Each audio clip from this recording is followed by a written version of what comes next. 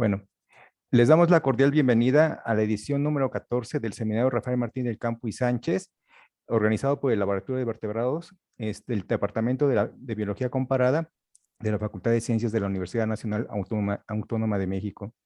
En esta ocasión tenemos en la mesa a la doctora Kathleen Ann Stanley, a la doctora Hilda Patricia León Tejera y a nuestra invitada, la doctora Julia Carabias Lino. Le damos la palabra a la doctora Kathleen. Adelante, Kathleen. Hola, buenas tardes a todos, bienvenidos. Un gusto ver a nuestros seguidores de año con año. Les agradecemos su presencia en este seminario. Pretendemos que contribuya a continuar con el análisis sobre la problemática en el estudio y manejo y conservación de la vida silvestre en tiempos de esta pandemia. Veremos temas muy diversos y le pediría a la doctora Hilda León, que es la coordinadora del Departamento de Biología Comparada de la Facultad de Ciencias, que nos haga favor de inaugurar el seminario.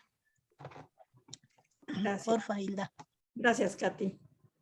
Hola, buenas tardes. Gracias a todos los presentes por acompañarnos en esta sesión del 19 de abril de 2022. Es un honor para mí, como coordinadora del Departamento de Biología Comparada, darles la bienvenida a la primera sesión del 14º seminario Rafael Martín del Campo y Sánchez, que tiene como tema principal los desafíos en conservación de fauna silvestre a raíz de la pandemia por COVID-19. El seminario que hoy inicia está dedicado al maestro emérito de la Facultad de Ciencias de la Universidad Nacional Autónoma de México, maestro Rafael Martín del Campo y Sánchez, quien fue un destacado naturalista que fue nombrado profesor emérito de nuestra universidad en 1985 y tuvo un gran interés en la enseñanza de diversos grupos de animales, en la historia de las ciencias biológicas y en las raíces de lenguas indígenas. Recordamos que el primer seminario en su honor se realizó en el año 2009 y hoy inauguramos su 14ª edición. Estos seminarios fueron concebidos como un foro para estudiantes de todos los niveles, para maestros y profesionales, a fin de presentar y discutir diversos temas sobre el origen, desarrollo, perspectivas y retos de la biología en general y de la zoología en el siglo XXI. A lo largo de su desarrollo, el seminario ha contado con la participación de destacados científicos y humanistas de la UNAM, de otras instituciones académicas gubernamentales y ONGs de México, y en los últimos 2 años se han sumado especialistas de instituciones de otros países de Latinoamérica. En este seminario se presentarán ponencias con enfoques diversos que cubren desde aspectos de investigación, docencia y divulgación del conocimiento, que son las 3 tareas sustantivas de la universidad. Este 14º seminario pretende dar continuación al del año pasado sobre el análisis del quehacer y efectos en la actual pandemia sobre la conservación de la fauna silvestre. Durante este ciclo de conferencias participarán personalidades con temas muy diversos que abarcarán tanto el conocimiento sobre los efectos del COVID-19 en la problemática del estudio y conservación de distintos grupos de la fauna silvestre y confinada, la importancia del trabajo de campo o la medicina de la conservación y el manejo de fauna en tiempos de la pandemia actual, entre otros. Con esta actividad, tanto investigadores como docentes, así como las nuevas generaciones de estudiantes y público en general, podrán entender el quehacer actual y los retos en el estudio de la vida silvestre en tiempos de pandemia, así como conocer a expertos en distintos temas, y se tendrá la posibilidad de vincularse con ellos, fomentando un intercambio amplio de opiniones de diferentes especialistas nacionales y de otros países. Este seminario inicia con la ponencia de la doctora Julia Carabias Lilo, de la Facultad de Ciencias de la UNAM, sobre los obstáculos y pendientes para la conservación de la diversidad ambiental en México, y continuará con otras 8 ponencias y una mesa de diálogo. Para concluir, me permito expresarles de manera personal mi agradecimiento a las organizadoras, las doctoras Kathleen Babb y Graciela Gómez, al doctor Alejandro Villegas, así como a nuestros colegas Noé Pacheco y Margarita García. Gracias por la invitación a participar. Quiero dar las gracias por la presencia de todos ustedes en este acto y hacerles la invitación a asistir y participar los días martes durante 10 semanas de este año para cubrir toda la programación de este muy importante seminario. Y finalmente, con estas palabras, me permito inaugurar el 19 de abril de 2022 la 14ª edición del seminario Rafael Martín del Campo y Sánchez, que se realizará de modo virtual y que cubre este año la temática Desafíos en conservación de fauna silvestre a raíz de la pandemia por COVID-19. Enhorabuena. Muchas gracias, Hilda. Me voy a permitir presentar a la doctora Carabias de manera muy breve. Ella es doctora honoris causa de la Universidad Nacional Autónoma de México y por parte de la Universidad Autónoma de Nuevo León. Ha sido miembro del Colegio Nacional, ha sido formadora de muchísimas nuevas generaciones de biólogos y ecólogos, ha sido presidente del Instituto Nacional de Ecología y titular de la Secretaría del Medio Ambiente y Recursos Naturales de México. Ha participado en diferentes momentos en la OCDE en aspectos relacionados con el cambio climático y ha recibido numerosos reconocimientos nacionales e internacionales. Sus investigaciones han sido muy diversas, destacando aquellas que hoy en día han estado enfocadas a la conservación y al aprovechamiento sostenible de los recursos naturales por las comunidades locales y regionales de la selva lacandona, uno de los últimos reductos de selva húmeda perennifolia de México. Labor que se reconoce a finales del 2017 cuando recibe el máximo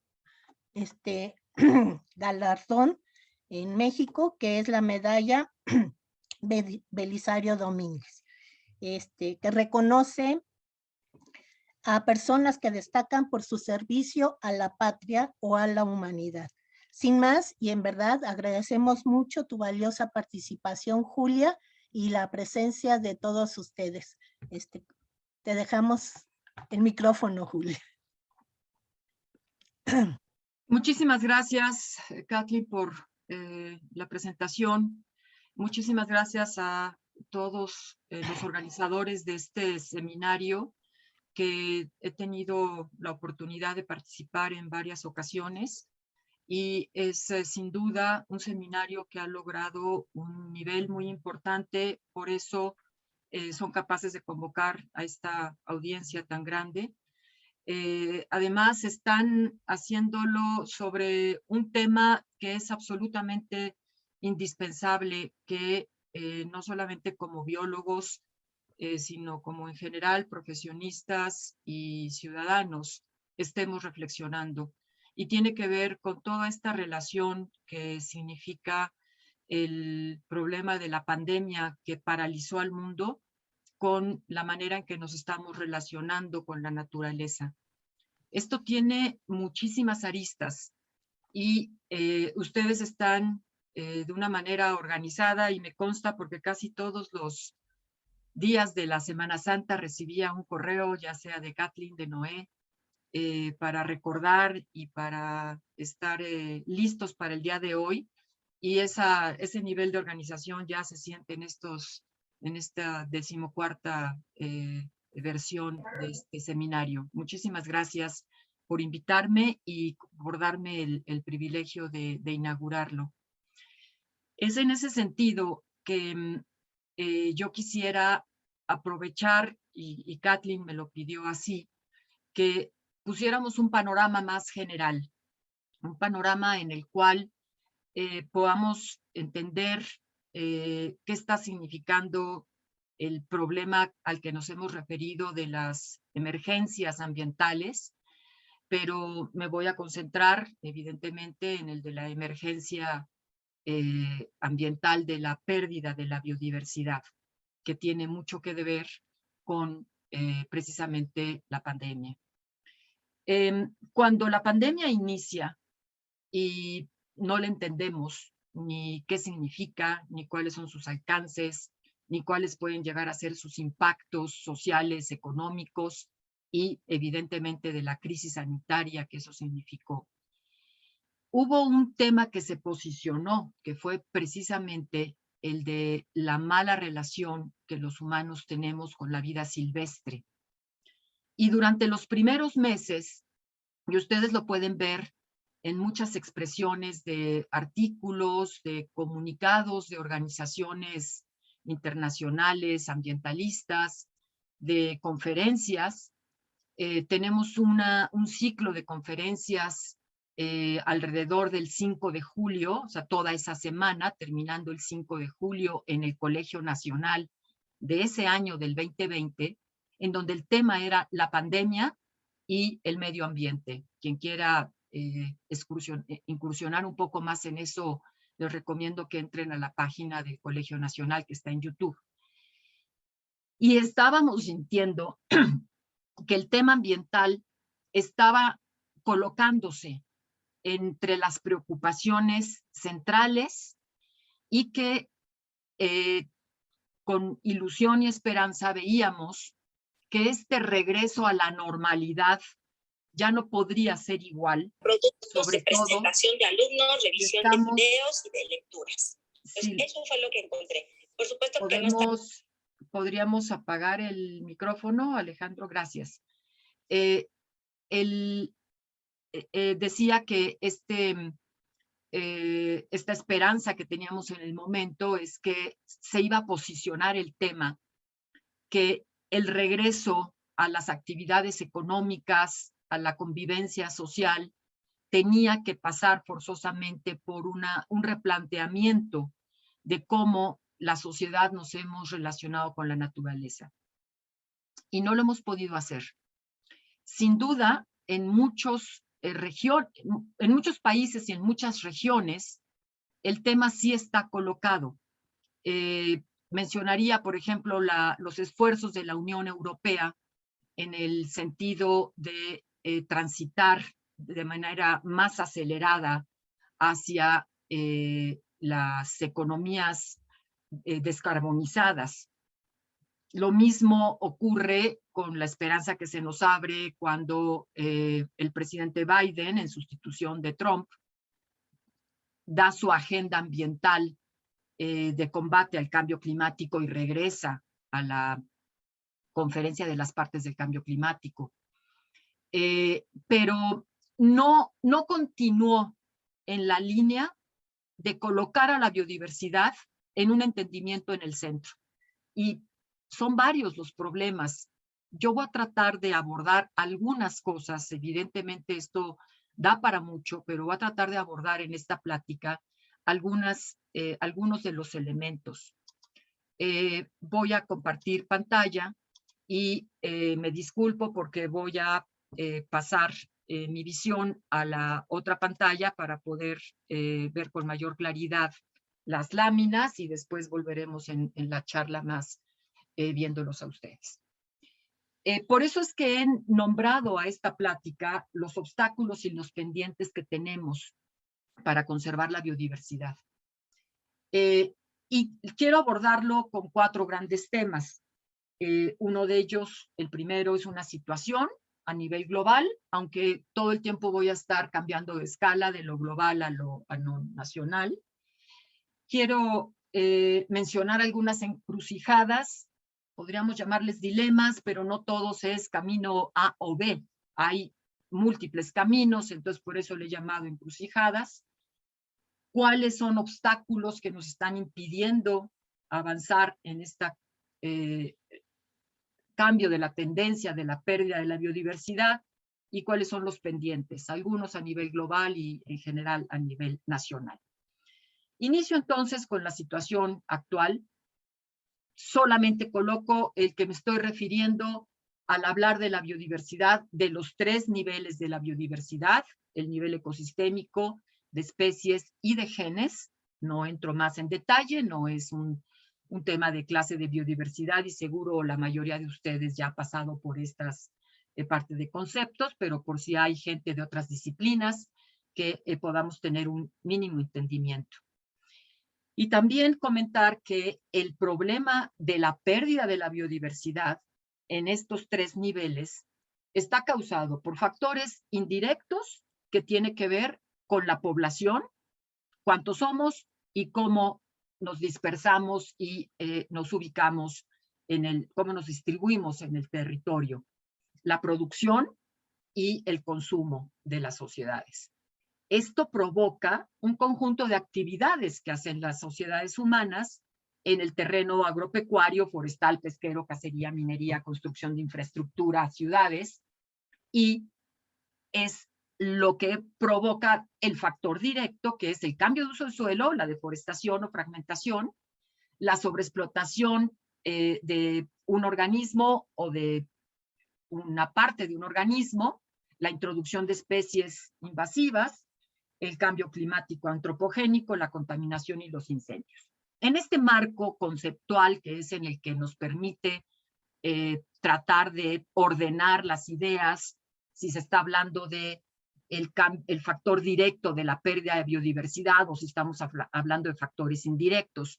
Y pues para los estudiantes no se confundan que lo directo es más importante que lo indirecto, es igual de importante, es simplemente que los indirectos actúan a través de un conjunto de actividades que provocan los directos. Bueno, dicho esto, entrando con un poco más en detalle a lo que quiero llegar en esta primera parte del diagnóstico. Ya la humanidad ha impactado 3/4 partes de la superficie terrestre y 2/3 de los océanos. En esta barra de tiempo que tenemos aquí, perdón, en esta barra que tenemos aquí, estamos demostrando que la superficie que está en la zona oceánica de mares y océanos es el 71%, y de ello el 1% es agua dulce. El resto es la parte terrestre, que es esta línea de aquí. Y la parte terrestre tiene un 3% de superficie congelada, bajo hielos. Entonces, la zona que está expuesta terrestre está en esta franja. Ustedes pueden identificar estos colores y ahora los van a ver, se corresponden a este círculo. Lo que dice este círculo es que tenemos una parte de la superficie terrestre intensamente utilizada para la agricultura y otra parte intensamente utilizada para la ganadería, de la cual una implica una transformación completa y la otra es la utilización de sistemas naturales, como son las zonas desérticas, en donde hay un libre pastoreo del ganado. Pero al final de cuentas, ustedes pueden observar que la mitad está destinada a las actividades agropecuarias. Dentro de la parte forestada, tenemos este segmento que es del 22% de superficie forestada, pero intervenida para el manejo forestal. Aquí lo podemos ver, lo que son las plantaciones, completamente transformado el ecosistema, talado y vuelto a sembrar para plantar, y las que están siendo utilizadas en extracción de bosques nativos, pero alteradas al fin de cuentas. En este otro segmento lo dividimos en 3 partes, las que no tienen nada y las que tienen cobertura vegetal, o sea, ecosistemas forestales que están en buen estado de conservación, y los que no están con cobertura vegetal. Perdón, estoy a la inversa. Los no forestados, los forestados y los no forestados. Esta es la parte que está en buen estado de conservación en el planeta. Y ahí tenemos a la población que vive en condiciones de suelo, erosión, salinización, etcétera, profundizando estos procesos de degradación, y 4/5 partes de la población global está en zonas en donde no hay agua disponible para sus necesidades. Esa es la situación que tenemos hoy en el planeta. Somos 7.000 millones, 7.8 mil millones, y la población no va a parar hasta que se estabilice más o menos entre 9 y 12 mil millones, y eso depende de muchos factores. O sea, la condición que tenemos hoy, nos hemos echado 3/4 partes del planeta y todavía hay entre 2.000 y 4.000 millones más de personas que van a llegar. Eso ha provocado un proceso de extinción, que la tasa de extinción se ha incrementado entre 10 y 100 veces más rápido de lo que era antes de los episodios más grandes de extinciones que se han tenido, como el más reciente del Cretácico, Jurásico. Y de las especies, perdón, aquí hay un error, especies que se han evaluado, están amenazadas de extinción 40.000. Esto es la lista roja. Aquí están los datos de los grandes grupos, por ejemplo, el de las cícadas está profundamente amenazado, pero también el caso de los anfibios, también el caso de los tiburones y de las rayas, etcétera. Esta es una forma distinta de expresarlo. Son estas gráficas en donde están los distintos grupos y tenemos entre el rojo y los anaranjados lo que está vulnerable, en peligro o críticamente en peligro, según la lista roja de la IUCN. Y nuevamente pueden observar aquí la cícada, los anfibios, etcétera, y grupos que están menos amenazados como las aves. Podemos ver en esta que las tasas, la velocidad de extinción se aceleró rapidísimamente a partir del siglo pasado y que las tendencias de disminución de grupos de especies van a la baja. Y pueden ustedes ver aquí el caso de los corales. Se está esperando que para finales del siglo 1 millón de especies puedan haberse extinguido o estar en alto riesgo de extinción. Cuando uno habla de 2100, de finales del siglo, dice, bueno, eso falta mucho, pueden pasar muchas cosas. Pues no falta tanto. Varios de ustedes van a estar vivos. Yo afortunadamente no voy a ver esto, pero lo que seguro les va a tocar a sus hijos, quien vaya a tener hijos. Y esta situación se puede detener. Y eso es lo que tenemos que hacer a toda costa. La situación es durísima, es complejísima, pero tenemos que detenerla a toda costa, porque sí se puede hacer.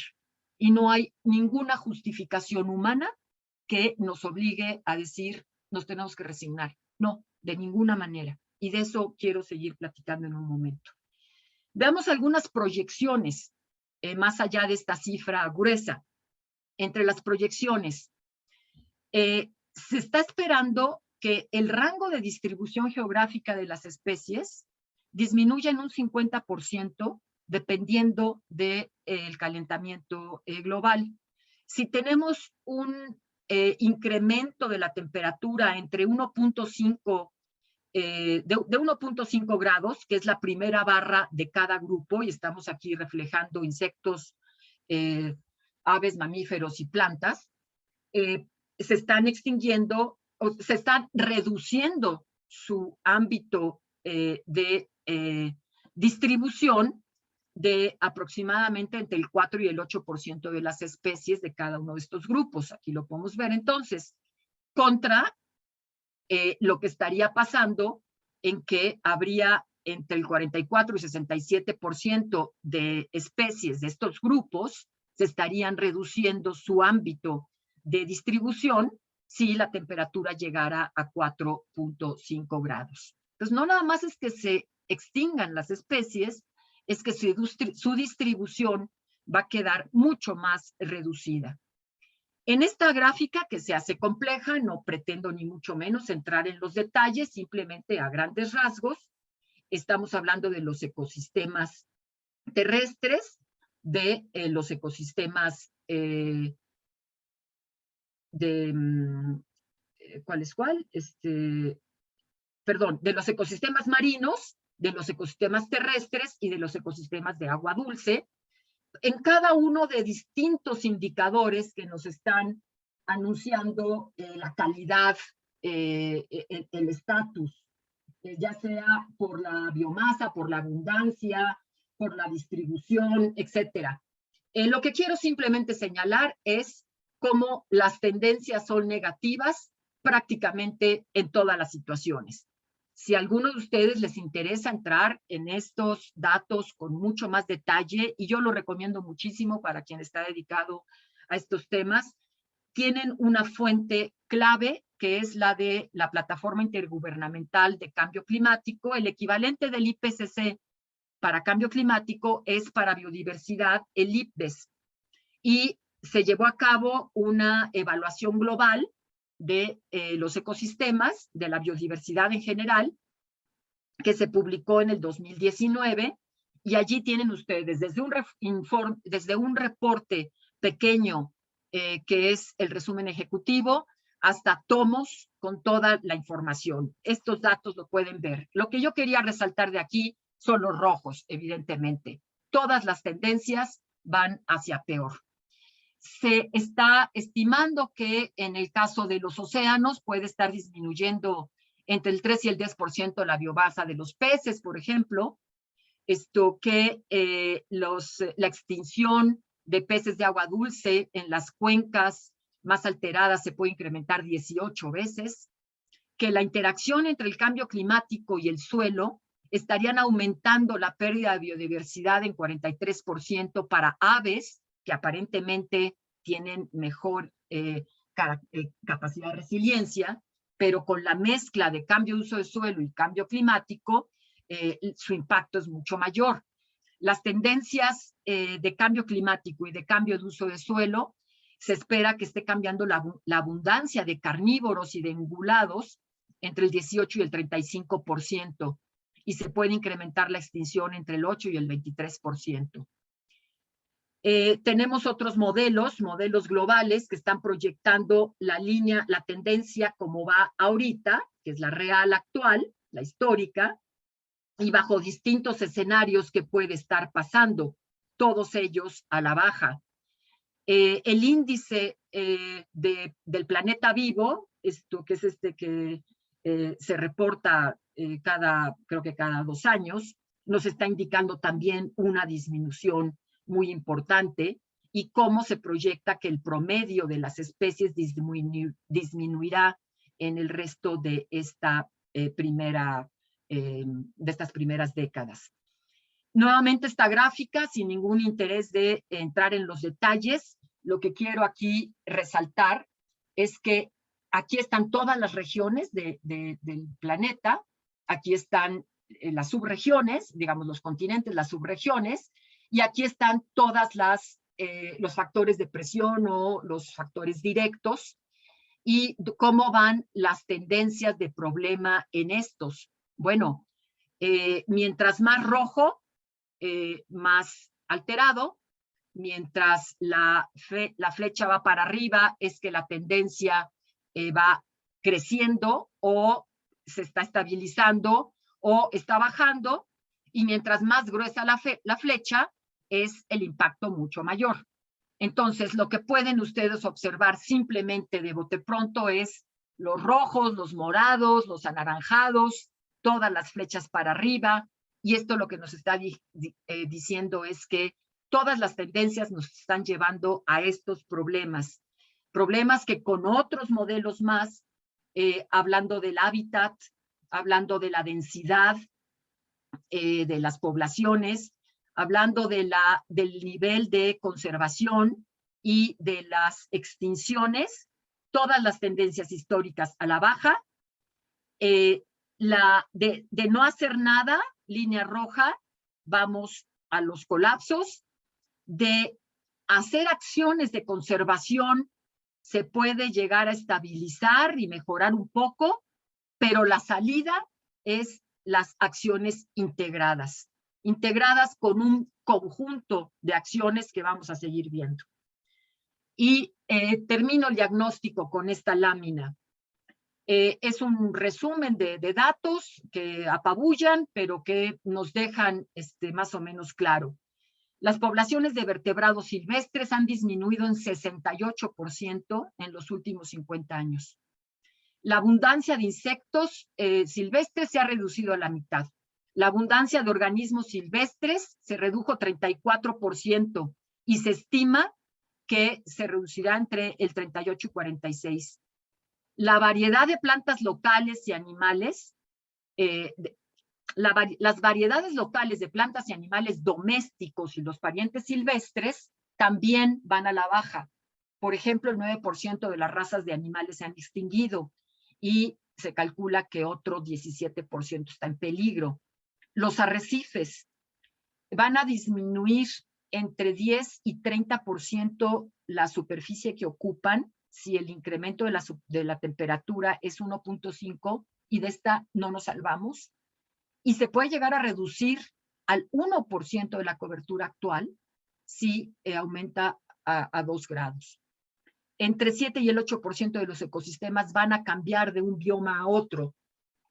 Con el 1.5 grados, y si llegamos a 2 grados el 13% o 3 grados el 28%. ¿Qué tipo de cambios me estoy refiriendo? Por ejemplo, un bosque mesófilo no se va a recuperar si se tala y se convertirá en bosques quizás de encinos, de pinos encinos, selvas tropicales húmedas en su recuperación con estas temperaturas distintas serán selvas más secas, etcétera. ¿Cuáles son en este escenario nuestros problemas, encrucijadas y dilemas? Para que se entienda más claro, pero no todo. Un dilema es opción A contra B. Y esto es mucho más que A contra B. Quiero poner 3 temas a la reflexión y de esto no voy a poder abundar demasiado. Cada uno llevaría mucha discusión, pero quiero sembrarlo como una preocupación entre los biólogos para que no den por hecho las cosas y entre los que no son biólogos para que en su reflexión desde sus perspectivas y sus visiones puedan aportar a tratar de entender qué pasa aquí. ¿Qué es lo que tenemos que hacer? Decimos, ejemplo, la pandemia, nos llevamos mal con la naturaleza. Y entonces, bueno, ¿qué hay que hacer? Y de repente se ha dicho, en la medida en que se reducen todos estos hábitats, pues la naturaleza, las especies empiezan a tener más contacto con los humanos. Y entonces ponen las fotografías de fauna emblemática cruzando las calles de París, de Buenos Aires, del norte de los Estados Unidos, en Canadá. Y luego, ¿qué significa eso? Es que no podemos estar ya en contacto con la naturaleza porque nos van a brincar los patógenos. Es que estamos usando mal a esa vida silvestre y ya no se puede tener un contacto con ella. ¿Qué pasa con todos los instrumentos que hemos venido diseñando del manejo de la vida silvestre a través de las UMAS? Ya no es factible. O sea, se están presentando un montón de reflexiones que tenemos que seguir ahondando. Y por eso yo celebro mucho este seminario con que deje sembradas dudas a lo largo de estas 10 martes que ustedes van a analizar. Ya habremos tenido éxito con él. Tenemos que estar en una reflexión constante. ¿Hay que proteger a la biodiversidad, aislarla y no tocarla? ¿O la salida y la única posibilidad de su conservación va a ser, o de evitar que se pierda, va a ser protegiéndola? ¿Y con qué mecanismos? ¿Son las áreas naturales protegidas ese mecanismo? ¿Y esas áreas protegidas han frenado el desarrollo de las comunidades? ¿Han sido injustas con las comunidades locales? ¿Las comunidades locales, campesinas, indígenas, tienen una relación con la fauna silvestre armónica o está en conflicto? Si queremos hacer un poco de demagogia, podemos contestar inmediatamente. No todo hay que utilizarlo porque los seres humanos necesitan, las áreas protegidas han sido el freno y hay que aprender de las comunidades indígenas que saben perfectamente usar su fauna silvestre. Y eso es falso. no estamos entrándole seriamente. Y tampoco la respuesta opuesta es que tenemos que proteger todo, las áreas protegidas tienen que ser intocables y no debemos de tener un contacto con la fauna silvestre. ¿Es eso correcto? Tampoco. Son dilemas falsos. ¿Cómo podemos entonces encontrar las respuestas? Pues no sé. El asunto es muy complejo y para eso tenemos que trabajar muchísimo y en esos procesos estamos. Pero voy a avanzar en ello. No tocar nada o tocarlo todo para que con una forma sustentable y armónica podamos tener el contacto con todo. Hay que partir de que la gente es la dueña de la tierra, las comunidades campesinas, indígenas, en México, toda la tierra está con propiedad, ya sea ejidal, ya sea comunal, de comunidades indígenas, o ya sea de propiedad privada. Esos son los tres tipos de tenencia de la tierra que tenemos en nuestro país. La tierra que le pertenece a la nación como terrenos federales ya no, prácticamente no pinta, no llega ni al 10%. Al tener la gente su derecho de propiedad y poder hacer sobre de ella el uso de sus recursos, es donde están los procesos de transformación descarrilados. Hay legislaciones que dicen que se puede hacer y que no se puede hacer, y hay incapacidad de la aplicación de la legislación. Por lo tanto, ¿dónde están los procesos que tenemos que empujar para hacer compatible que en ese uso que tiene derecho la gente pueda hacer un uso adecuado? Pero la pregunta, y sabemos que la gente necesita usar su tierra porque de eso come y de eso vive, pero también porque las ciudades estamos demandando intensamente recursos de esos territorios donde están los ecosistemas naturales y las especies de vida silvestre. Y estamos haciendo un proceso de uso desde las ciudades completamente inadecuado por nuestros patrones de consumo y los procesos de producción para responder a esa velocidad de los patrones de consumo y de un mercado que está orientándonos a qué consumir, pues nos está metiendo en estos dilemas que tenemos que salir de ellos. También es indispensable entender que estos animales necesitan amplísimos territorios para poder mantenerse como poblaciones sanas. Un jaguar requiere muchas miles de hectáreas para poder tener una población sana. También los herbívoros lo necesitan. Entonces, ¿cuánto? ¿Qué? Esto es un tema de un gradiente. Tenemos que intervenir la naturaleza, los humanos, en un gradiente. Primero tenemos que entender que somos una especie más. Punto. Somos los mismos que evolucionamos de los primeros homínidos. Tenemos las mismas leyes naturales que nos hicieron evolucionar que el resto de todos los seres vivos en el planeta. No somos únicos en ese sentido. Tenemos una capacidad distinta de apropiación de la naturaleza, pero lo hemos hecho fatal.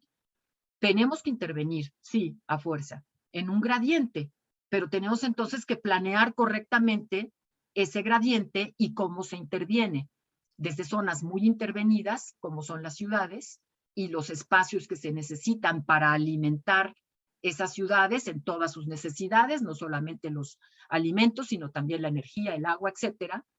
Espacios intermediamente intervenidos, que son donde habitan la población rural, espacios en la medida que es posible, intocados o lo menos posible intervenidos, para que el resto de las especies pueda seguir su curso evolutivo. Esto pues suena muy sencillo, pero a la hora de convertirlo en las realidades, hay que convertirlo en políticas, hay que convertirlo en acciones cotidianas, hay que convertirlo en legislaciones, hay que tomar decisiones a nivel planetario, porque esto no es un tema de país por país, esto es un tema global y tiene que tener respuestas globales para poderse enfrentar. Y es ahí donde radica la complejidad. Nos hemos hecho la pregunta muchas veces de cuánto debemos entonces de proteger y de mantener de la manera menos intervenida posible. Hay un estudio muy interesante que está aquí colocado en esta bibliografía que les estoy enseñando en cada una de las láminas, en que se propone que para los ecosistemas marinos tenemos que dejar el 37% no intervenido y para la superficie terrestre el 30%.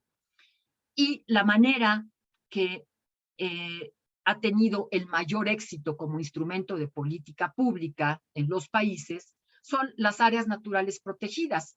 Nuestra ley define que son los territorios en donde se ejerce una soberanía y jurisdicción para proteger esto en la menor intervención posible humana, territorios importantes por su biodiversidad y sus servicios ecosistémicos.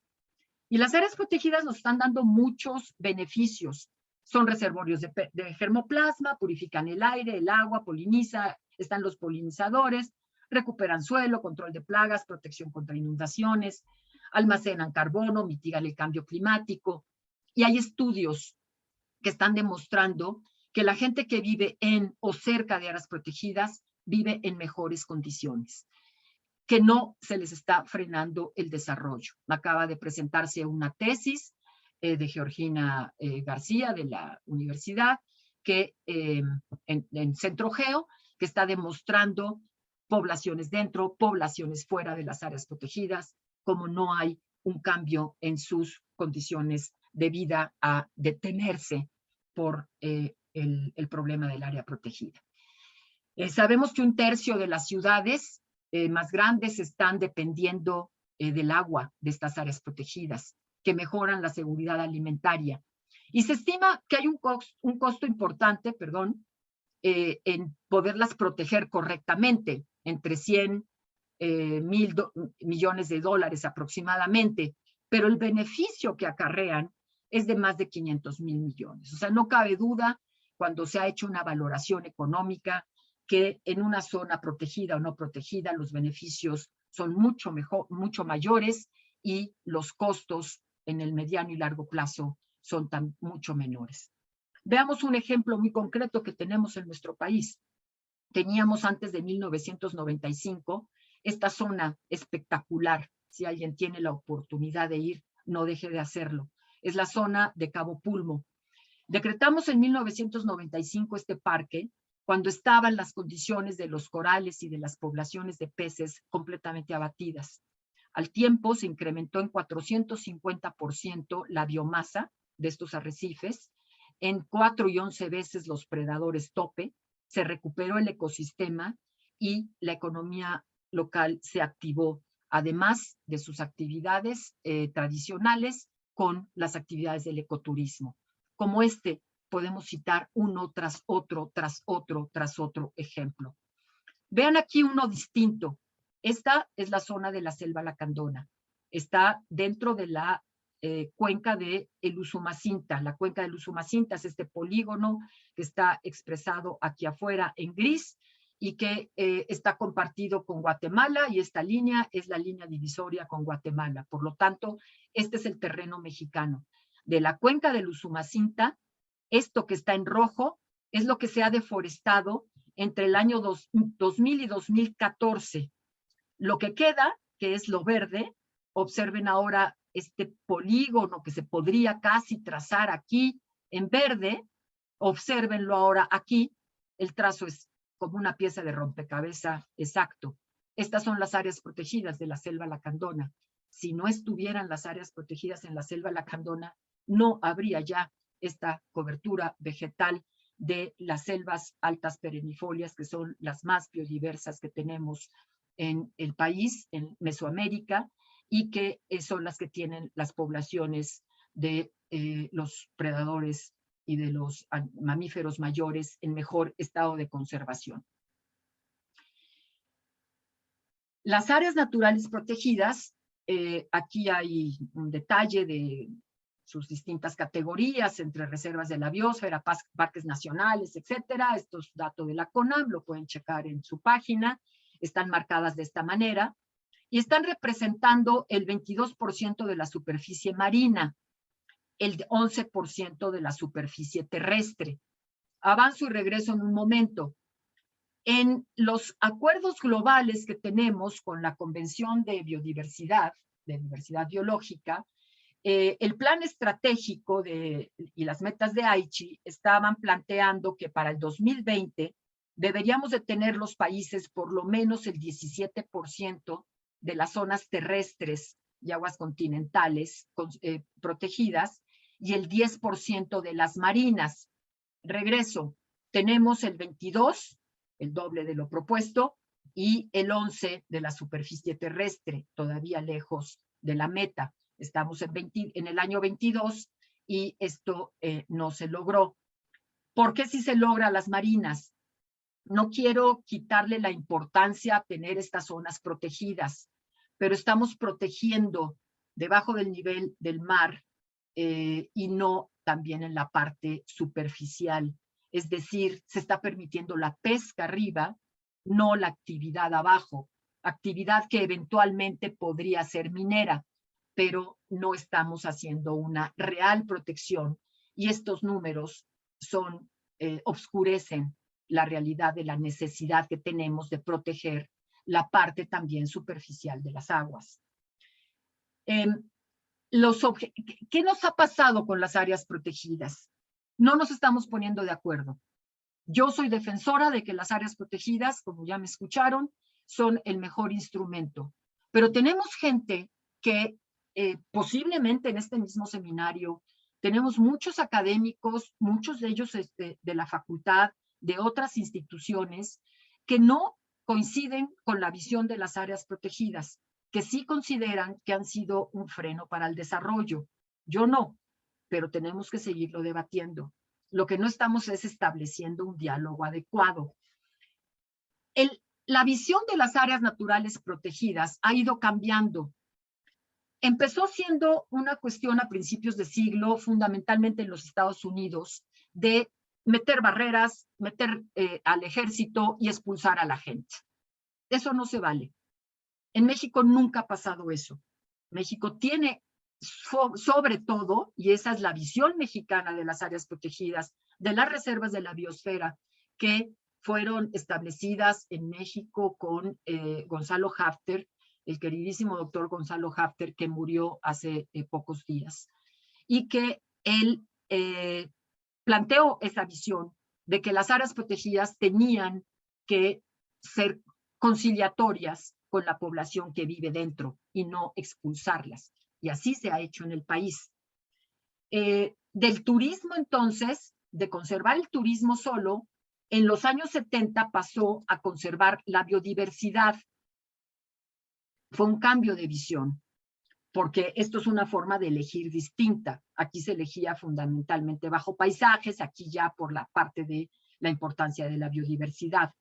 Pero en la última década es donde se nos han complicado las cosas, porque se están dándole funciones a las áreas protegidas con una expectativa muy grande que implica temas sociales y económicos.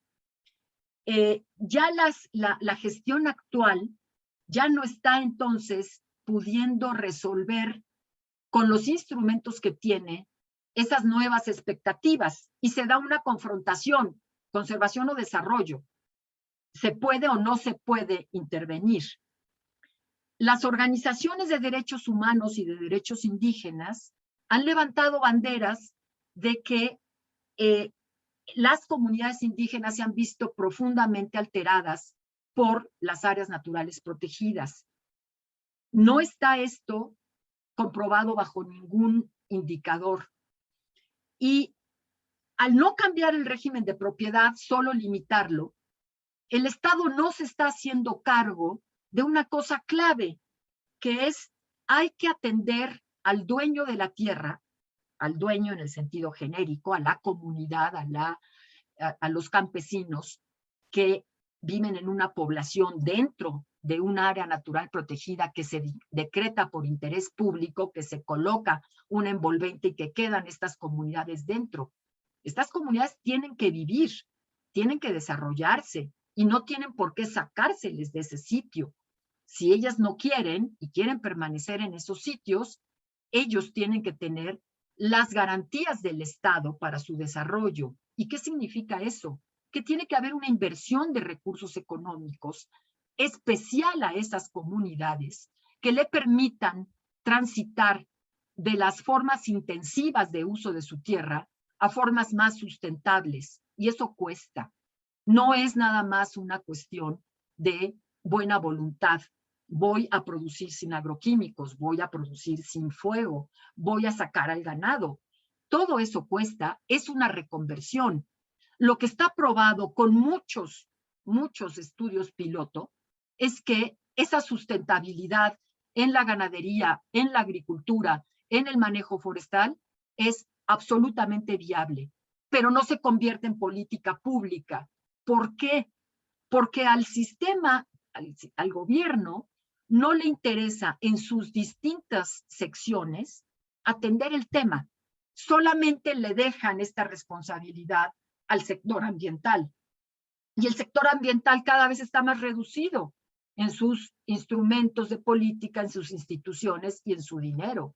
Entonces se asume una responsabilidad de que la sustentabilidad ambiental del desarrollo de un país le cae al sector raquítico ambiental.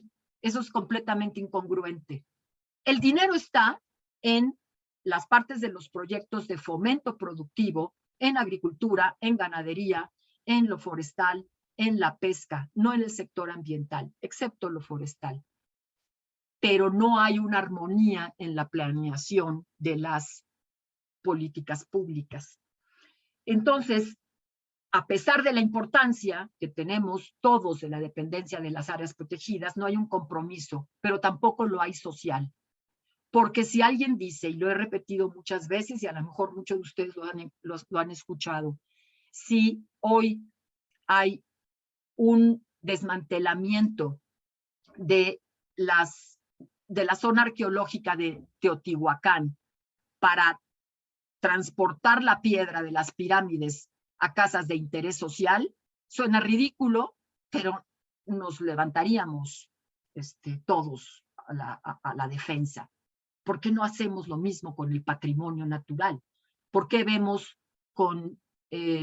ni siquiera con indignación, con una especie de aceptación dada por hecho, el que los ecosistemas día tras día tras día se vayan acabando, liberando dióxido de carbono, perdiendo los hábitats de la flora y de la fauna? ¿A nombre de qué? ¿De la pobreza? Eso va a generar más pobreza. ¿Qué es lo que está pasando? Que las políticas que sí existen no se están colocando de manera armónica en la planeación para la atención de los territorios prioritarios. Se le deja a la parte ambiental y no hay un proceso de coordinación. Otro conflicto que quiero poner en la mesa. ¿Es cierto que puede haber esa armonía entre los humanos y la fauna silvestre? ¿Es cierto que las poblaciones humanas pueden estar colocadas en cualquier ecosistema y que puedan entonces con una buena relación sobrevivir? Eso es completamente falso.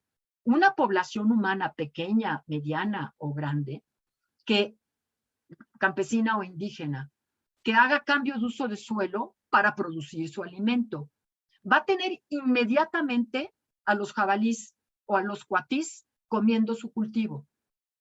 Detrás de él va a venir el jaguar.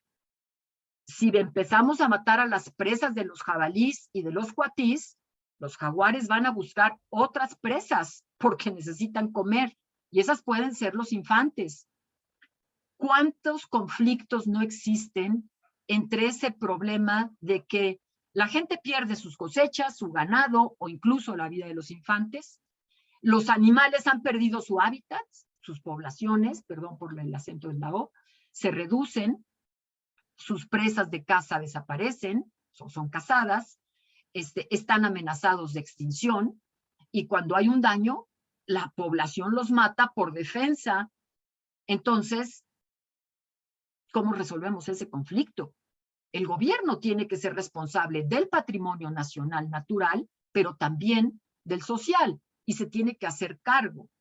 Hay un instrumento que se llama el seguro ganadero, en donde si un jaguar mata a un becerro, se le paga con una serie de requisitos que resulta muy difícil echarlo a andar. Pero tampoco tenemos instrumentos que la tecnología nos haya dado salidos de la ciencia, que nos puedan estar diciendo mejores formas y armonía para poder manejar estas situaciones. Y eso es un tema pendiente.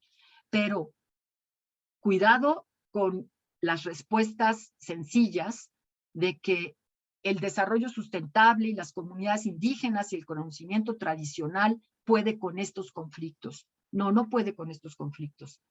En los sitios en donde están las poblaciones campesinas, indígenas, tradicionales o no tradicionales, ladinas, mestizas, etcétera, son sitios defaunados generalmente. Donde están las poblaciones de vida silvestre, son sitios en donde no están habitando las poblaciones humanas. ¿Cómo logramos que las dos cosas existan? Entonces, ¿cómo logramos planear en ese gradiente? Veamos qué obstáculos se nos están presentando para poder avanzar en ese sentido. Y voy cerrando la plática. Obstáculos de conocimiento, de políticas y de conciencia. De conocimiento. Como nunca tenemos información en el presente, es accesible, es de calidad, pero no estamos entendiendo esa información en la interconexión de todos los procesos. Estamos viendo los procesos por separado y lo estamos también tratando de resolver por separado. Hay una convención de cambio climático, una convención de biodiversidad, una convención de degradación de la tierra y no se hablan. Apenas empiezan algunos primeros ejercicios y reportes que surgen otra vez desde la parte científica, que impulsan estos organismos de IPCC y de IPBES, que empiezan a hacer esas vinculaciones. Y ahí la literatura que está aquí señalada es una recomendación que les hago. Déjenme poner el ejemplo gráfico. Para reducir, se está reduciendo la calidad de vida de los humanos, porque la tierra se está degradando por el cambio climático y por la pérdida de biodiversidad. Pero la degradación de la tierra está impactando también al cambio climático y la degradación de la tierra es impactada por la pérdida de biodiversidad, pero también la degradación de la tierra impacta la pérdida de biodiversidad y así sucesivamente. ¿Cuántas de estas flechas somos capaces de explicar? ¿Cuántas de estas flechas están con datos duros, entendidas para los distintos ecosistemas? Falta muchísimo por hacer y entender en este sentido. Y sobre todo no nos está cayendo el 20, de que para lograr todas las metas del desarrollo sostenible, su parte social, su parte económica de producción y consumo, se requiere una base natural, sólida y sana. Y eso significa que si no atendemos los ecosistemas terrestres y los ecosistemas acuáticos, no la vamos a librar. Tenemos multitud de instrumentos en términos de los obstáculos en políticas. Ahí está en la lista, no me voy a ir todos con ellos, los ordenamientos, la conectividad, los programas de desarrollo urbano, las áreas naturales protegidas, la manifestación de impacto ambiental, etcétera. Tenemos instituciones, muchas, la Semarnat con la CONABIO, la CONAME, el INEC, el INTA, la Secretaría de Desarrollo Rural, la SADER con CONAPESCA. Tenemos las instituciones en los estados, prácticamente todos los estados tienen una Secretaría de Medio Ambiente, en los municipios. Tenemos leyes, la Ley General del Equilibrio Ecológico, de Vida Silvestre, de Cambio Climático, la Forestal Sustentable, la de Responsabilidad Ambiental, la de Aguas Nacionales, la de Pesca. Pero, y ese es el obstáculo, las instituciones están desapareciendo, se están desmantelando. Hay un decreto para desaparecer al INEC, ya prácticamente se le borró, ya no tiene edificio, ya no tiene responsable, ya su personal se absorbió en otros lados, aunque la ley todavía no lo ha cambiado, porque la ley de cambio climático mandata la existencia del INEC. Exactamente lo mismo pasa con el Tecnológico del Agua, que está dando alternativas para el manejo del agua sustentable, pero que ya ha sido también desmantelado. Está en riesgo la CONABIO, esa institución por excelencia de orgullo nacional, que es la inteligencia de la biodiversidad mexicana, y todos ustedes la conocen. Está el recorte de personal especializado y técnico en las instituciones. Y tenemos un decreto presidencial del 22 de noviembre del 21 que está diciendo que la manifestación de impacto ambiental se debe de exentar en todos los proyectos de seguridad nacional.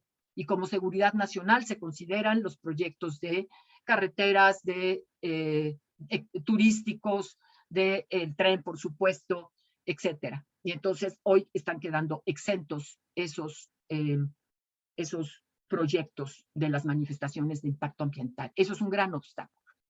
Tenemos un problema de presupuesto muy serio.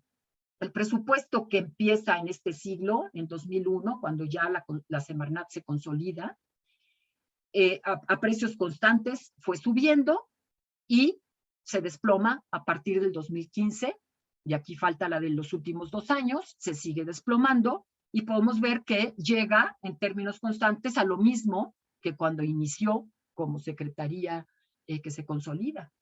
Si lo vemos como el porcentaje del PIB, antes teníamos 0.2, bajísimo, llegamos a tener 0.30 y tantos, y hoy estamos por debajo estamos en 0.14, 0.13. Aquí tienen la Comisión de Áreas Protegidas, la Forestal, el Instituto Nacional de Ecología y Cambio Climático, la Profepa, el recorte que ha tenido entre 15 y 19, del 40, del 70, 43, 39, todo el sector ambiental, el menos 61%. En el 20, este era el presupuesto. Se podría decir es que no hay dinero y estamos en una crisis y que no nos hemos enterado que hubo además pandemia. Sí, sí, claro que lo sabemos, pero vean cuál es el recurso que tiene Sembrando Vida. Casi lo mismo que toda la Semarnat. Y si vemos que la Semarnat, el grueso es para la parte de agua, indispensable que lo tenga, y nada más queda esto para el resto de las actividades de medio ambiente, pues imagínense lo que significa Sembrando Vida frente a lo que se dedica a la parte de medio ambiente. Pero vean también esta otra gráfica, cómo subió el presupuesto para Sedena y para la Secretaría de Marina, cómo bajó el presupuesto de medio ambiente. El otro obstáculo es el de la conciencia social. El tema no ha penetrado igual, a pesar de que se ha avanzado mucho, no ha penetrado igual que el de cambio climático. No se entiende la dependencia de los humanos sobre estos sistemas bien conservados. No se entienden las causas y el efecto. No se involucra la ciudadanía, no hay suficientes organizaciones.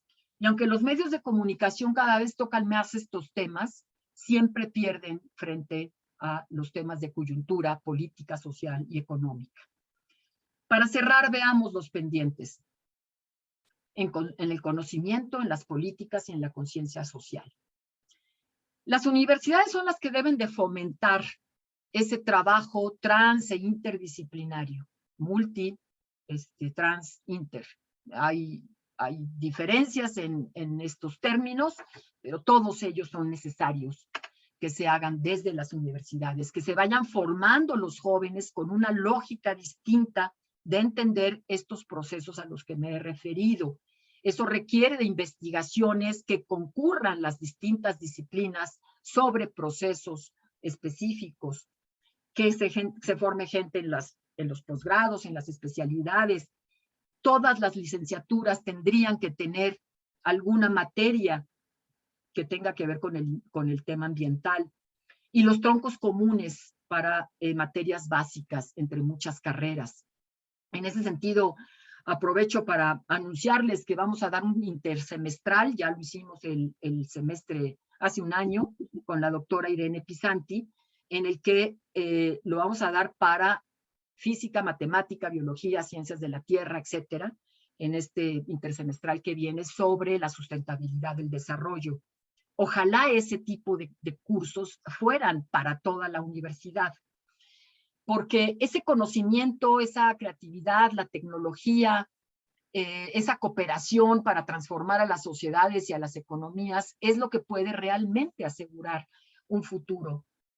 Sabemos de las soluciones basadas en la naturaleza, es el nuevo planteamiento que se hace desde las Naciones Unidas, y tienen que estar incorporándose a las políticas públicas. Pero nos está faltando que ese conocimiento científico pueda traducirse en esas políticas, que haya esa correa de transmisión, esa interfase entre la academia, la comunidad científica y el gobierno en la toma de decisiones. Y por supuesto, el fortalecimiento de las medidas multilaterales. En materia de política, tenemos que ir eligiendo, tenemos que ir de poco en poco. Este tema de la biodiversidad, por supuesto que la tenemos que abordar desde las ciudades en el contexto de la educación ambiental, de la sensibilización, de ese llamado de atención del problema, para ir modificando nuestros hábitos de consumo. Pero para las políticas que hay que implementar en el medio rural, para el desarrollo rural sustentable, tenemos que entender distintos Méxicos. Hay una parte que tiene que seguir siendo de producción intensificada, con la menor cantidad de uso de agroquímicos y los mejores posibles, pero la demanda que hay en las ciudades no se va a poder atender por la vía de la agroecología. En los sitios en donde hay alta biodiversidad, es donde debe de haber una visión mucho más integrada de la conservación de los espacios naturales, de las actividades productivas sustentables, como es el manejo forestal sustentable, el ecoturismo, la reconversión productiva, etc. Y para ello, México y la CONABIO ha definido sitios prioritarios por su altísima biodiversidad, que no tienen áreas naturales protegidas todavía, y que quizás no es posible tenerlas y ni siquiera sería recomendable tenerlas.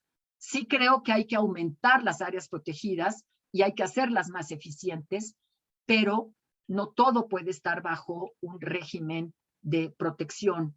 Puede hacerse a través de este proceso de ordenamiento en ese gradiente al que nos hemos referido.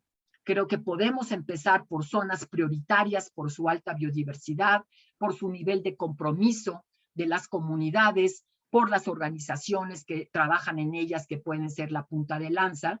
Pero para ello, pues lo que necesitamos es que las políticas se gestionen de manera coordinada, la protección, la producción, el consumo, y que estén incorporando el que no generen desigualdades. Claro que puede haber medidas que vayan avanzando más rápido en disminuir la pérdida de biodiversidad o combatir el cambio climático, pero puede tener rebotes muy importantes en las economías de comunidades locales o rurales. ¿Cómo lograr evitar esas desigualdades y esos procesos de injusticia que se pudieran gestar? Hay que integrar cadenas de valor. Un campesino que saca una madera no puede vender la madera en rollo para que alguien más esté haciendo la ganancia. Tiene que haber procesos comunitarios que logren integrar las cadenas de valor, eliminar los incentivos perversos y colocar esos mismos incentivos en su parte positiva, incorporarlo en las cuentas nacionales. Eso tiene que ir acompañado por instituciones ambientales fortalecidas que estén trabajando de manera transversal para que haya una armonía entre los objetivos de las políticas públicas. El Estado tiene que asumir su rectoría y su obligación de la garantía del derecho humano al medio ambiente sano, a la alimentación, al agua, a la energía, y la justicia social debe de ser incorporada en ese derecho al medio ambiente sano. Tenemos que crear una cultura de respeto a la naturaleza. Si no tenemos un código social de valores distintos, va a ser muy difícil avanzar, se va a quedar siempre como un capítulo aparte, así que interesante, pero no es mi tema. Y esto es un tema de todos los actores.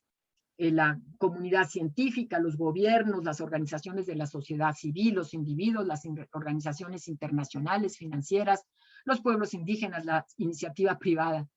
Pero por encima de todo, es un tema de los jóvenes.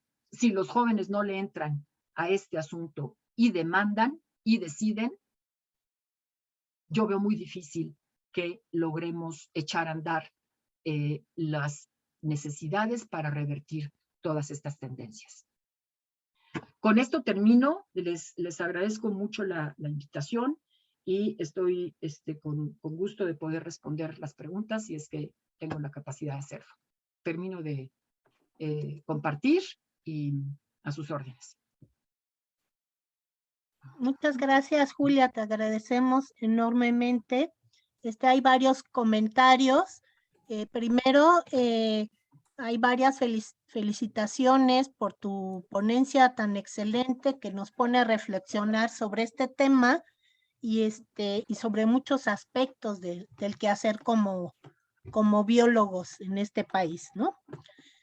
Anselmo García menciona que la baja de insectos silvestres ha sido ocasionado por el uso indiscriminado de plaguicidas, los cuales afectan a todas las poblaciones de insectos y artrópodos en general.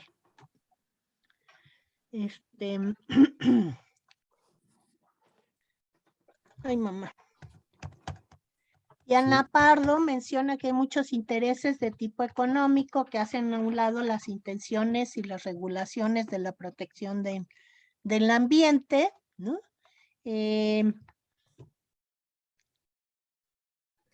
Juan José López Zenón pregunta que en el estudio mencionas el porcentaje de territorio terrestre y marino que no deben ser intervenido.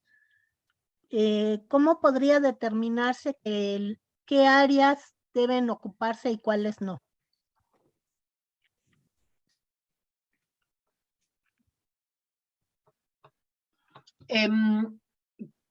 ¿Cortas aquí, Katy, para reaccionar? ¿Sí? Ajá. Ok. Bueno, aunque las primeras son comentarios y están en lo correcto, quiero nada más hacer un comentario sobre esta parte de cómo los plaguicidas son los que están disminuyendo las poblaciones de insectos, completamente correcto. Nuevamente, el panel intergubernamental de biodiversidad y servicios ecosistémicos, el IPBES, publicó una evaluación de la disminución de los polinizadores, precisamente con la causa principal de los agroquímicos. Se los recomiendo mucho.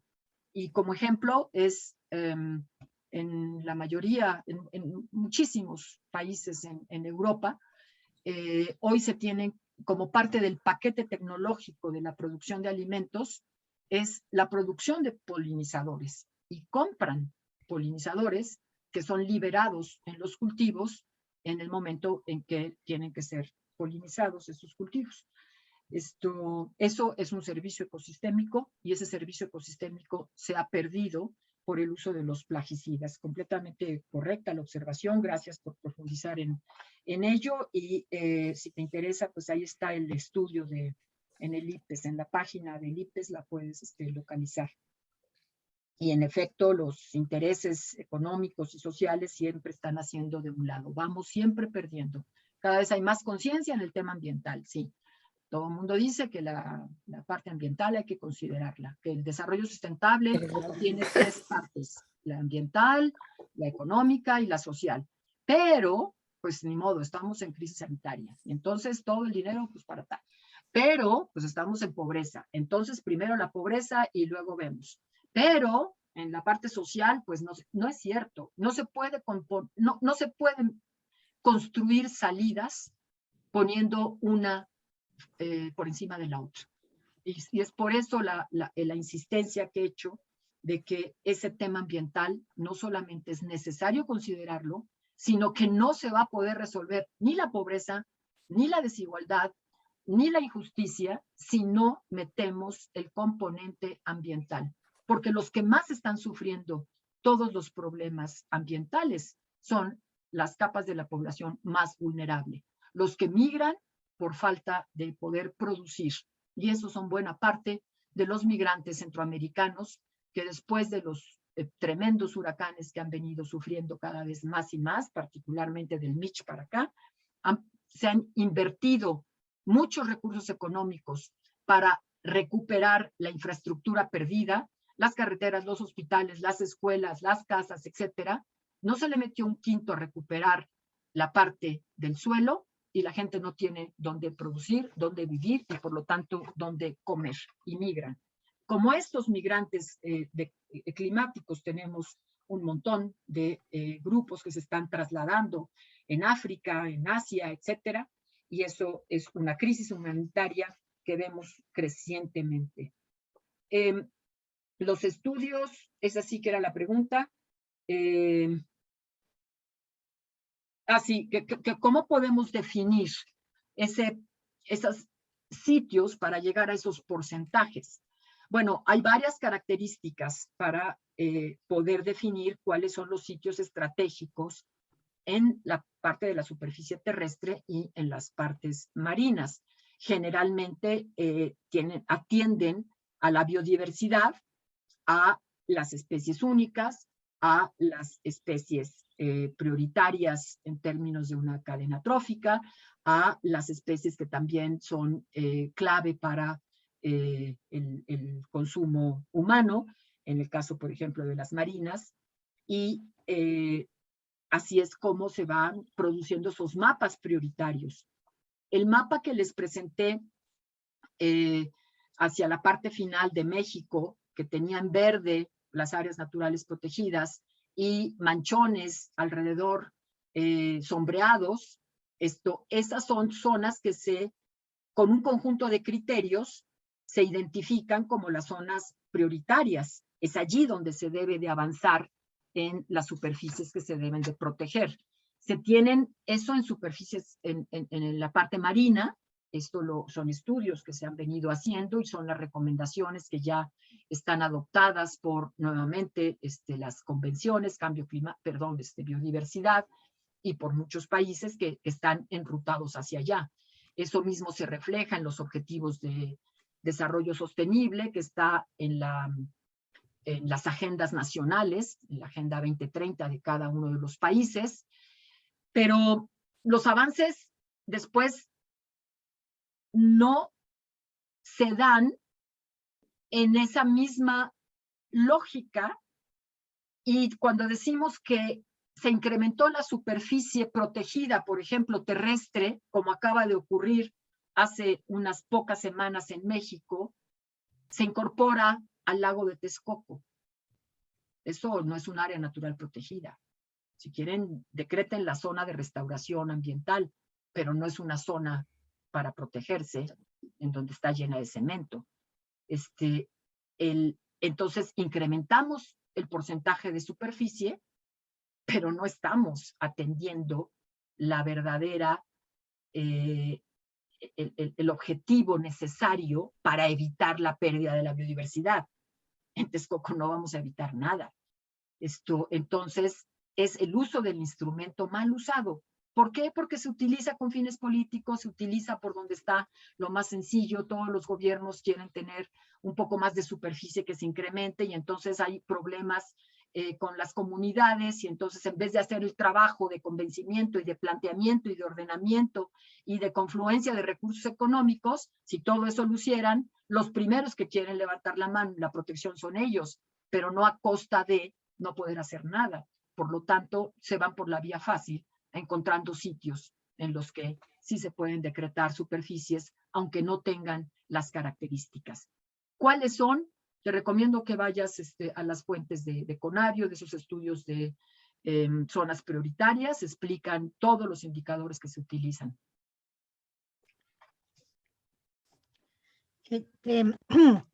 Hay otras preguntas. Eliud Hernández Castillo pregunta que ¿cómo podríamos dirigirnos a la conservación de la biodiversidad junto con las comunidades campesinas sin atentar contra su cultura, conocimiento y costumbres?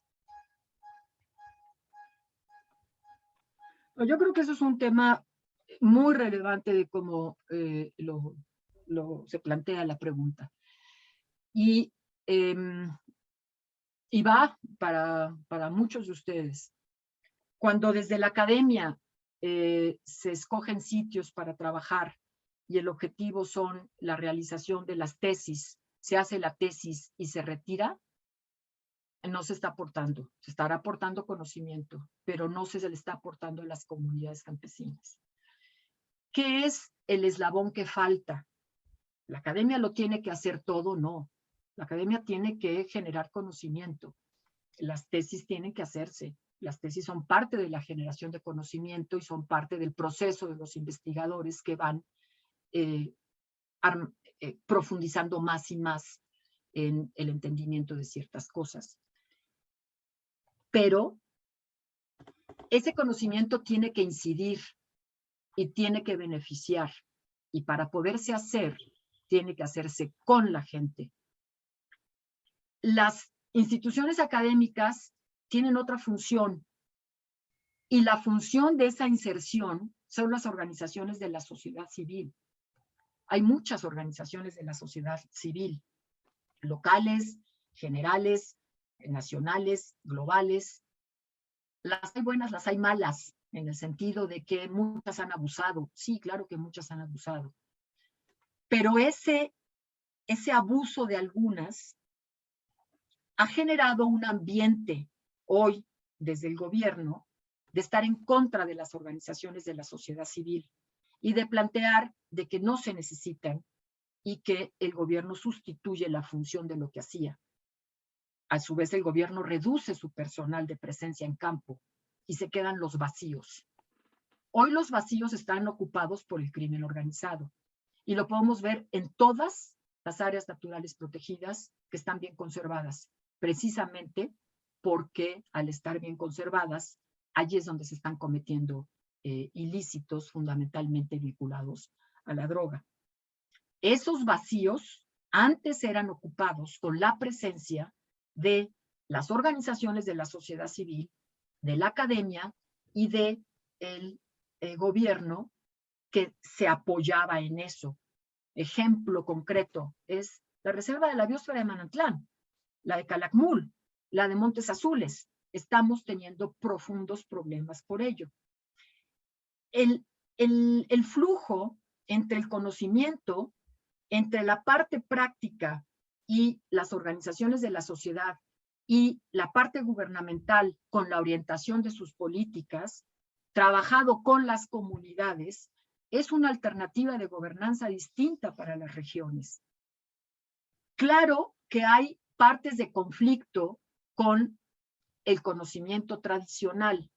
Déjenme ponerles un ejemplo. Yo trabajo con la comunidad lacandona, pero la comunidad lacandona, sus ancestros, apenas una generación atrás, comía mono zaraguato.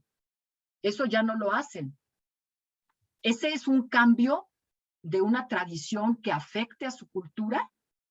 ¿O es otro ejemplo? Las mujeres no tienen derecho a entrar siquiera a las asambleas, porque solamente son los comuneros los que tienen la decisión sobre su territorio, ni siquiera los jóvenes varones. Entonces, en una comunidad de 2,000 personas, 100 son las únicas que se deciden sobre el territorio. ¿Es eso o no correcto? Eso está atentando contra un derecho, una inclusión, está atentando contra el derecho de las mujeres. ¿Cuál es entonces el punto de equilibrio entre el conocimiento tradicional de una población y el quehacer legal? Para mí son los derechos universales y eso lo podemos aplicar a lo que sea. Vale que a una mujer la dilapiden por quitarse el velo en la plaza pública, en una cultura musulmana. No. Bueno, pero es parte de los usos y costumbres. ¿Vamos a defender eso? No, porque está en contra de los derechos universales. Y yo creo que esos derechos universales al medio ambiente sano, al agua, a la alimentación, etcétera, a la niñez, a las mujeres, etcétera, son los que deben de guiar no hay una contradicción entre las tradiciones cuando eso se incorpora y se asimila. Es parte de lo que también las comunidades campesinas indígenas tienen que incorporar en sus quehaceres. Cuando eso ocurre, podemos tener una armonía, pero para eso hay que trabajarlo. Y si por un lado estamos siendo bombardeados, por el otro de otra forma, por el otro de otra forma, y estamos todo el tiempo en la arena confrontándonos, pues ¿qué es lo que pasa?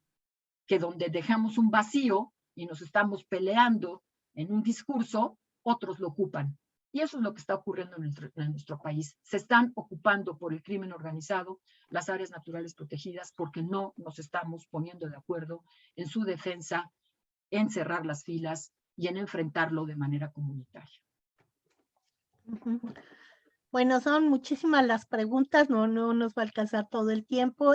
Hay varias que se relacionan con el quehacer en términos de transformar a la sociedad y qué hay que hacer para cambiar la educación en este sentido. Bueno, yo quiero insistir en el tema de la transformación de la sociedad a partir de la organización de los jóvenes. Estamos viendo gérmenes muy importantes. Estamos viendo gérmenes de jóvenes que se van organizando, los de Nuestro Futuro, los de los viernes, los de la red de jóvenes ambientalistas, organizaciones más pequeñas, pero está emergiendo. Yo creo que esa organización a los niveles familiares, de barrio, de escuela, de municipio, de estado, etcétera, son absolutamente indispensables que la voz de los jóvenes empiece a fortalecerse y a demandar, a tener una agenda propia que demande para que las instancias de decisión de nuestro país, en el cambio de gobierno, en el cambio de la Cámara de Diputados, en el cambio de la Cámara de Senadores, etcétera, el tema ambiental no pueda de ninguna manera estar ausente. Yo creo que es una presión muy importante. Ustedes tienen el conocimiento, tienen el acceso fácil al conocimiento, tienen mecanismos para poder tamizar ese conocimiento, saber lo que es falso y lo que no, porque para eso son estos seminarios, para eso son las clases, para eso están sus maestros, para eso están los mecanismos que tienen ustedes para poderse enterar de cuál es la información falsa y cuál no, ser difusores de eso, estar profundamente involucrados en la divulgación, en el activismo. Les toca el activismo a ustedes. Nosotros abrimos puertas en el activismo, muchos de los que estamos aquí, maestros, colegas míos, fuimos activistas para ir abriendo las puertas de la democracia y abrir puertas en este tema del medio ambiente. Les toca a ustedes, jóvenes, consolidar que esos temas ambientales sean parte de su generación y obviamente esa inclusión en la parte curricular de las escuelas, desde la primaria, secundaria, preparatoria, las carreras, etcétera, es indispensable. Hay avances, pero luego hay retrocesos y luego no hay quien los enseñe bien y luego no hay un trabajo suficiente con los maestros. Pero ahí están todos los gérmenes y en el momento en que se empieza a demandar esa necesidad, empieza a reaccionar. Cuando no hay una demanda, el gobierno no reacciona y si no, sí reacciona. Es ahí donde tengo la esperanza todavía colocada. Sí, Sharon, espero que te haya contestado la doctora Julia. Es ustedes este planeta, tienen toda la obligación de hacer algo. Podríamos seguir con muchísimas más preguntas, pero desgraciadamente se nos acaba el tiempo y no queda más que agradecer muchísimo tu participación, Julia, y la asistencia de los demás. Podemos mandarte todas las preguntas que están en el chat para que tú las pudieras revisar. Por ahí piden tu correo para poder hacerte más preguntas.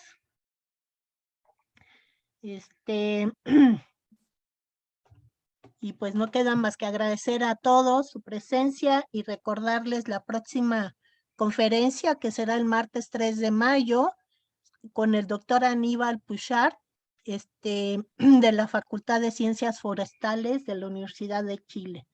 Agradecemos mucho su presencia y pues, seguimos en contacto, ¿no? Muchas gracias a ustedes por la invitación. Gracias. Gracias, Julia. Muchas Gracias por todo, estar con Julia. nosotros. Sí, gracias, doctora Julia. Adiós a ustedes, gracias.